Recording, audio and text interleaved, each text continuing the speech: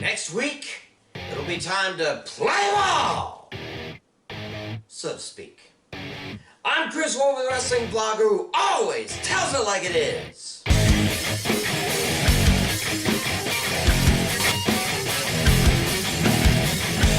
So for the second year in a row, the Royal Rumble pay-per-view will take place in a roofed baseball stadium. And it makes sense, since all the WrestleManias lately have been taking place in football stadiums. Last year was where the Jets and Giants played. The year before was the Saints' backyard.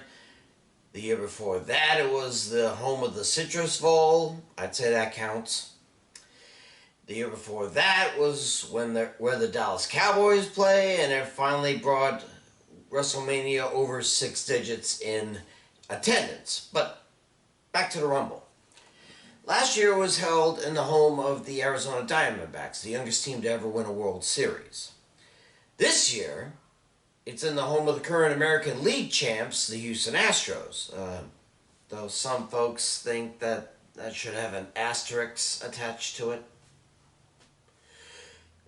Pardon, and I have zero doubt that when next year's Rumble is announced, it will be held in a similar baseball field. But why baseball fields? And why now? I mean, it's not like baseball stadiums haven't hosted WWE matches in the past. Every so often in the 70s, Shea Stadium, former home of the New York Mets, hosted a wrestling card. One of them had the interesting main event of Muhammad Ali versus Andre the Giant. And one of the first WWE pay-per-views, the big event, was fought on what was then the home of the Toronto Blue Jays before the Sky Dome was built. But the Rumbles had always mostly been restricted to the same arenas as most WWE events are held in. Basketball/hockey arenas. The first one was held in what was once Cobb's Coliseum in Hamilton, Ontario, who currently tenants several minor league hockey teams.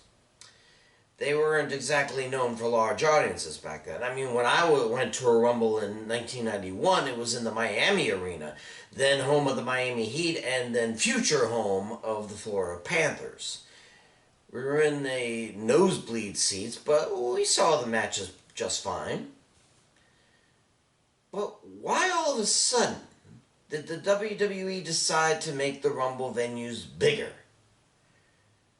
Well, it might have something to do with the fact that the only Rumbles before that, which gathered more than 40,000 people, were the two that took place in the Alamo Dome, a structure that was, at the time it was built, supposed to draw a football team into playing there. It had for a time housed the San Antonio Spurs, but the fact that it was built to host 40, 50, 60,000 people made it much bigger than your typical basketball arena. And 3 years ago, the Rumble came back after a 20-year absence from the place, and it was a huge success, even if some of the bigger competitors had to be carried via Segway into the match itself, off camera, of course. Maybe it was then that the WWE saw that they could draw a big crowd with the Rumble, and that maybe the start of the road to WrestleMania should be like the end of that road. But I guess they already had the Wells Fargo Arena in Philadelphia penned in for the next year's Rumble, so the idea to put in a bigger venue was delayed. And since the only venues that could hold 40,000 plus were football and baseball stadiums, and football was for WrestleMania, they put last year's in the D-backs home turf. It drew over 40,000, though the official count was over 48,000. Take your pick as to which you believe. It's almost certain that the crowd will be just as big for the Rumble next week, but where will they go from there? I mean, there aren't that many roofed baseball stadiums. Personally, I'm holding out that they will come down to Marlins Park in the near future. The last time that place was filled to capacity was during the World Baseball Classic a few years ago. The city has to pay for the place somehow because the Marlins and their owners Sure ain't helping. Well, here's to hoping that from now on, the road to WrestleMania keeps on its current course.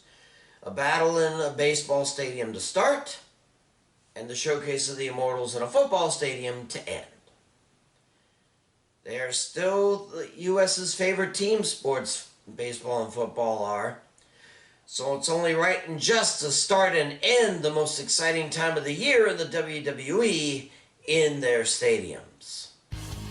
I'm Chris Wolvie, the wrestling vlog, who always tells it like it is. See ya.